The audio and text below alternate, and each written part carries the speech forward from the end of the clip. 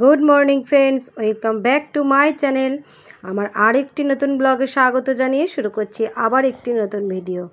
তো দেখো, সকালবেলা মেয়েকে স্কুলে দিয়ে এলাম, দিয়ে এসে শুরু করে দিলাম এই সংসারের কাজকর্ম। তো এখানে দেখতেই পাচ্ছ পাখির খাঁচা পরিষ্কার করার জন্য নামিয়েছি। তো ওদিকে খাঁচাটা পরিষ্কার করা হাফ রেখে দিলাম, কারণ ভাবলাম আগে বিছানাটা তুলে নিই, তারপরে গিয়ে বাকি কাজটা করব। প্রথমে ভেবেছিলাম ব্লগ করব না, প্রায় 4-5 দিন হলো কোনো ব্লগ করিনি। সেই যে পিসি শাশুড়ি মা বাড়ি গেলেন, তারপরে আর ব্লগ করা হয়নি। তো আজকে ভাবলাম যে থাক, আজকে একটা করি। আজকে ছেলে মেয়ের তো এক্সাম শেষ হয়ে যাচ্ছে, তো আজকে আবার একটা করা যেতেই পারে। তো দেখো, বিছানাগুলো ঝেড়ে নিচ্ছি। চাদরটা একদম আগের দিনেই পাল্টেছি। আজকে নিয়ে চাদরটার বয়স 3 দিন, আগের দিন তার আগের দিন পাল্টেছি। তা ভাবলাম আরও 2 দিন থাক চাদরটা, তারপরে আবার চাদরটা চেঞ্জ করব। আর এই যে ব্ল্যাঙ্কেটটা, ছোটো ব্ল্যাঙ্কেটটা দেখছো ভাঁজ করে রাখলাম, এটাও কিন্তু কাঁচা হয়ে গেছে। এবারে না আস্তে আস্তে শীতের জিনিসগুলো কেচে ব্ল্যাঙ্কেটগুলো কেচে তোলার পালা। কিন্তু এই পাতলা ব্ল্যাঙ্কেটটা তুলবো না। এটা আমি প্রতি বছরে কতবার যে কাচি বিছানার চাদরের মতন, আর রাখি আমার জন্য, কারণ আমার সারা বছরই একটা মানে গায়ে দিতে সজ্জা লাগে। তো বিছানা তোলা ডান, দেখতেই পাচ্ছ। এবার চলে গেলাম ওই খাঁচা পরিষ্কার করার কাজটা, যেটা ইনকমপ্লিট আছে। অনেকটা পরিষ্কার করেই ফেলেছি, এবার খালি ওই ট্রেটা ঘষে নেওয়ার পালা।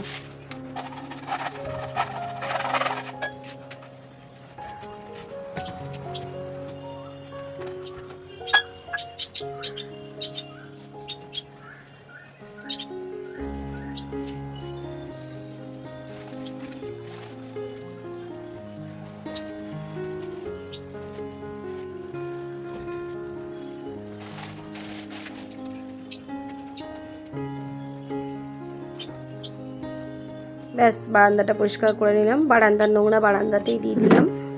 এইবারে ঘরটাও ঝাঁট মোছা করে নেব।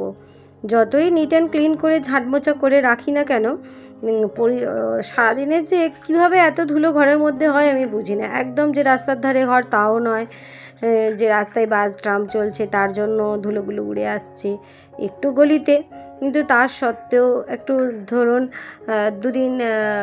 দুদিন কি, হ্যাঁ, একদিনই যদি আমি কোনো কিছু ডাস্টিং না করলাম, টেবিল ফেবিল, তার উপর দেখবো একটা করে পাতলা ধুলোর আস্তরণ পড়ে গেছে।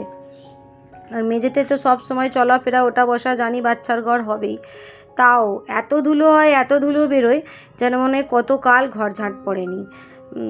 একদম মানে দিনে 2-3 বার করে, এই সকালে একবার দিচ্ছি, আবার ওই রান্না হয়ে যাবে তখন একবার দেবো, আবার সন্ধেবেলার পর দেবো। বিকেলবেলা আর দেওয়া হয় না। আর সন্ধে দেওয়ার পর ওই মাঝের টাইম 10টার আগে একবার ঝাঁট দিয়ে দেবো। আগে তো মাঝরাত্রিরেও ঝাঁট দিতাম, মানে বলবো না তো কি, মানে আমি জেগে থাকি, অনেক রাত অবধি জেগে থাকা অভ্যেস, তো মাঝের রাত্রেও ঝাঁট দিতাম। কিন্তু মা বলেছে যে ওরকম ঝাঁট দিবি না, ওরকম দিতে নেই। আর ওরকম ঝাঁট দিতাম না, আর ভয়ের স্বপ্ন দেখতাম। মা বলতো যে ঘরে সবসময় তুই উল্টোপাল্টা সময় ঝাঁট মোছা করিস, ওই জন্য এসব স্বপ্ন দেখিস। ওই জন্য এখন আর রাতের দিকে দিই না, এই সকালের দিকটাই দিই। আর এই দেখো, একটা করে ব্ল্যাঙ্কেট কেচে তুলছি তোমাদের সঙ্গে। তো এইটা শুধু শেয়ার করলাম, এর আগেও একটা কেচেছি। আর ওই পাতলা ব্ল্যাঙ্কেটটা তো আমি বলছি না, বিছানার চাদরের মতন প্রায় দিনই কাচি, কেচে ওটাকে মেলে দিই, যাতে একটু করে পরিষ্কার থাকে, দেখতে ভালো লাগে।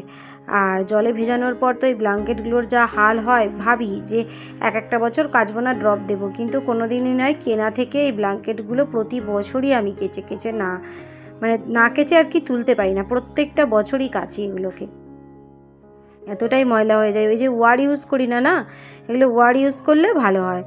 তারপরে কি কাচ্ছি। আর এদিকে দেখো, তোমাদের সঙ্গে শেয়ার করছি, মাঠের মধ্যে আবার একটা অন্য রকমের মেলা বসছে। বই মেলা নয়, নর্মাল মেলা বসছে।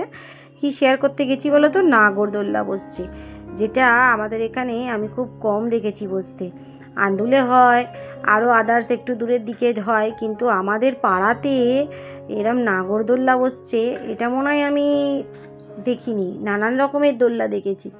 তো যাই হোক, ওটা দেখাতে তো বাবান আমাকে একদম ছটফট করছে। মাঝখান থেকে ব্ল্যাঙ্কেটটা যে কেচে শুকনো করতে দিলাম, সেটাই তোমাদের সঙ্গে শেয়ার করা হলো না। বাবান খালি, মা আমি ওই দোল্লাটা চাপবো, আমি ওই নাগরদোল্লায় চাপবো। আমি বললাম আমি বাবা রিস্ক নিচ্ছি না। তো সানসেরে পুজো হয়ে গেল। এবার পুজোর পরে দেখো, দেরি কিন্তু অনেক হয়েছে। অতগুলো কাজ সেরে ওগুলো করে পুজো করতে একটু তো টাইম লেগেইছে। তারই মধ্যে এদিকে দেখো ঝোল, মাছের পাতলা করে মানে ঝোল করেছি, আর এটা ঝাল করেছি, আর করেছি নিম পাতা ভেজেছি। দুদিকে দুটো কড়াই বসিয়েছি। ক্যামেরা একদম অন করে নিয়েছি, যাকগে মানে একদম ক্যামেরা না অন করেই করবো, কারণ বাবানকে স্কুলের দিকে ছুটতে হবে। এই দেখো বাবানকে স্কুলে গিয়ে দাঁড়িয়েছিলাম, তারপরে এই প্রিয়াঙ্কা এলো লিপিকার স্যার থেকে নিয়ে। আমরা নতুন ক্লাসে বাচ্চারা উঠবে তো, এবারে 1-এ হবে। এবার 1-এর ড্রেস তো পুরো সম্পূর্ণ আলাদা, নার্সারি LKG UKG একরকম ড্রেসে ছিল, তো ওই জন্য ওদের ড্রেসের মাপটা দিয়ে দিচ্ছি। হ্যাঁ হ্যাঁ, হাঁটুর নিচে পর্যন্তই ঠিক আছে।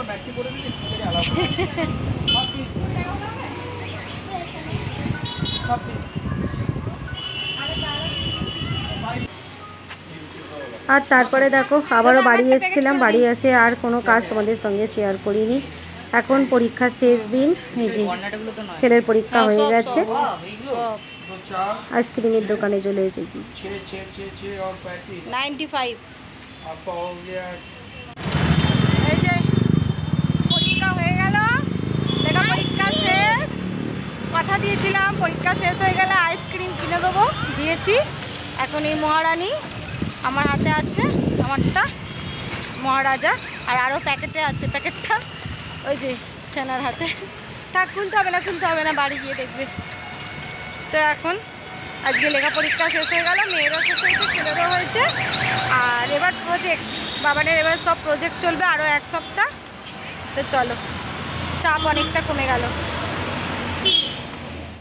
তারপরে এই মা ছেলে মেয়ে 3 জনে গল্প করতে করতে হেঁটে হেঁটেই বাড়ি চলে আসলাম। টোটোতে আর উঠলাম না, উঠি না, আমি মাঝে মাঝে হাঁটা দিই। তারপর এসে খেয়ে দিয়ে এখন চলে এলাম গ্যাস মুছতে, রান্নাঘর পরিষ্কার করতে। কারণ খাওয়াটা আর শেয়ার করলাম না, রান্না তো তোমাদের সঙ্গে দেখিয়ে দিয়েছি। আজকে প্রতিদিন খাওয়া তো এর আগে 2 দিন শেয়ার করেছি। প্রতিদিন এক রকমের ক্লিপিং দেখতে কারই ভালো লাগে বলো? তো আজকে অনেকটা নিশ্চিন্ত লাগছে, ছেলে মেয়ের পরীক্ষা শেষ হয়ে গেল। যদিও বাবানের প্রজেক্ট চলবে, তবুও দেখো রান্নাঘর পরিষ্কার করা হয়ে গেছে, চাপটা অনেকটা কমে গেল। আবার ওদিকে শীতের সজ্জাগুলো কেচে কেচে অলমোস্ট সমস্ত সজ্জা, গায়ে সোয়েটার, চাদর, মানে এভরিথিং আমি কেচে কমপ্লিট করে ফেলেছি। তাই ভারী ভারী কাজ তো এগুলোই সংসারের থাকে না। আর সন্ধ্যেবেলা দেখো চলে এলাম একটু চা আর বিস্কিট খেতে। আর ওই যে সুজি বিস্কিটটা দেখছো, ওটা আমি আমার বরের জন্য চায়ের দোকান থেকে আসার সময় 2টো কিনে এনেছিলাম। হেঁটে হেঁটে যে আসি, চায়ের দোকানগুলো খোলা থাকে আমাদের ওয়েস্ট ব্যাংকের পাশে নার্সিংহোমের, তো সেখান থেকে ওর জন্য এনেছি। ওই জন্য দেখেই বলছে বাবা তোর মা আবার এই বিস্কুট কিনেছে। তো বন্ধুরা কিনেছি, ভালো লেগেছে। আর এখন দেখো রাতের পুরোটা রুটি হবে না, এই যে এখানে দেখো, দেখে বুঝতে পারবে এর মধ্যে পুর আছে। ওই যে পুরটা তৈরি করেছিলাম, ভুলেই গেছিলাম, ফ্রিজে ছিল। এখন ফ্রিজে আনার বার করতে গিয়ে কি মনে হলো, কৌটোটাতে দেখি ওই সেই কচুরির পুরটা পড়ে আছে। তাইতে আটা ময়দা মিশিয়ে মেখে কটা রুটি 3টে করছি। কারণ যতটা হয়েছে পুরে দিয়ে দিয়েছি, এখানে হয়েছে 8টা 9টার মতন। আর রুটি আমার মেয়ে আবার এইসব খায় না, ওই জন্য রুটি করছে। তো রাতের এটাই হলো আজকের, আরও বেলার তরকারি পত্র আছে, হয়ে যাবে। তাহলে বন্ধুরা এতক্ষণ পর্যন্ত তোমাদের ভিডিওটা কেমন লাগলো? আজকের ভিডিওটা ছোট্টর মধ্যেই রাখার চেষ্টা করেছি। আমি চেষ্টা করি 10 মিনিটের মধ্যেই ভিডিও রাখার, কিন্তু মাঝে মাঝে কাজ বেশি হয়ে গেলে আমি কি করব বলো?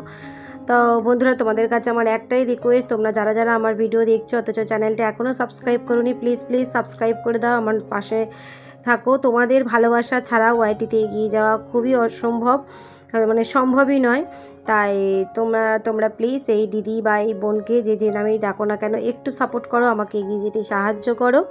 তো আর এতক্ষণ পর্যন্ত যারা যারা ভিডিওটা দেখলে কেমন লাগলো অবশ্যই একটু যেন ভিডিওতে একটি লাইক করে দিও।